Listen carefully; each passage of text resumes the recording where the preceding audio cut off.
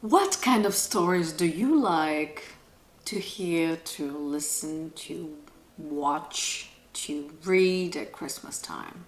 At Carrot Books, we love uncanny stories. Well, we love uncanny stories throughout the year, so it wouldn't be different now. At Christmas time, wouldn't it? Hi, I'm Ariane Saltoris, and this is Holes in the Forest by Creepmas Books. This little show is called Natalis Obscura, where I bring to you 24 tiny, uncanny stories around Christmas time. From the 1st of December to the 24th of December, you get to open a door and find your surprise. In this case, a spooky little story. If you like the idea, go on, open the door. Marina crawled down the hospital corridor, determined like a soldier breaking through the enemy lines and terrified like a wounded animal fleeing the hunt. The neon lights above her throbbing head flickered in a strange rhythm like Morse code. Her blood smeared long dark strokes across the sterile white floor. The windows were open outside. Night had fallen, and snow drifted gently from the sky. She had wished for a white Christmas.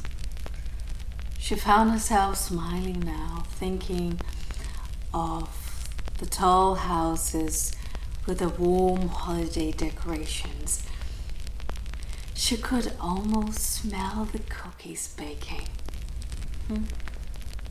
Her wound burned, and a hot tear slid down her feverish cheek. The cold slowed her body, but it numbed the pain, and the silence gave her hope.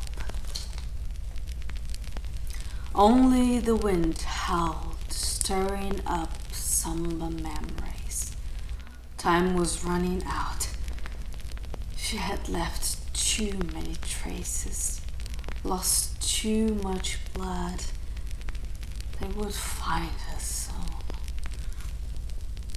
Her ear throbbed again, but she forced herself forward. When she finally reached the door, her fingers were so stiff with cold she could barely turn the knob. She pushed herself upright, ribs visible through torn flesh, held together by nothing but stubborn will.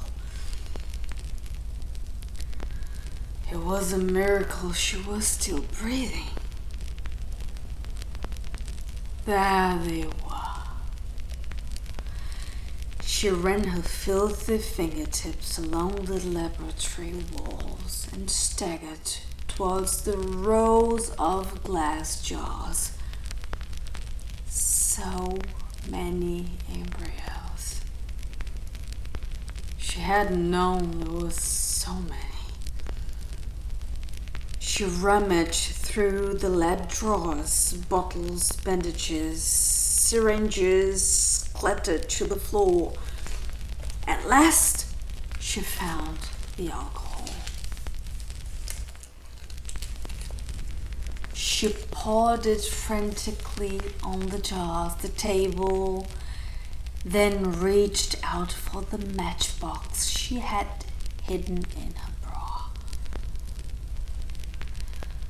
That was when she heard a knock. She turned and met Luke's dark eyes. A grin stretched two wide, pointed teeth like knives, wild hair like a beast's.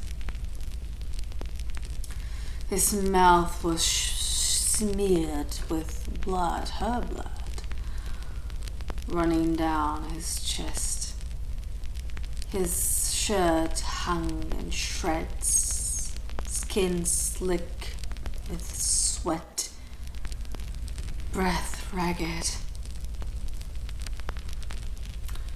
This wasn't how she had imagined it. She had held on to some childish hope of escape. But there he was. Drawing a breath, she drenched herself, clothes, hair, skin, in the alcohol, screaming, shuddering as it burned. And she gripped a single match between her trembling fingers. Luke lunged, but too late. She struck the match. Watched the flame bloom. Dropped it to the floor. When she looked back toward the drifting snow outside, imagining Luke embracing her by the fireplace, hanging her a Christmas gift with a smile. The fire spread fast. She thought she heard the fetuses screaming, high and sharp like birds. Music to her ears. Exhausted, he collapsed beside her.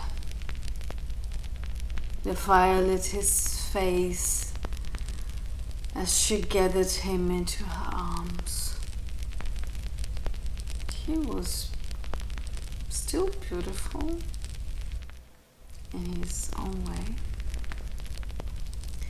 When the flames finally reached him, his scream tore through the room, but he did not run.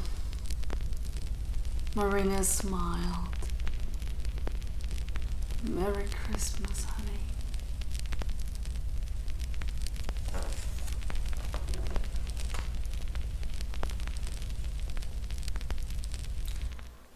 I will wait for you tomorrow on the other side of the door.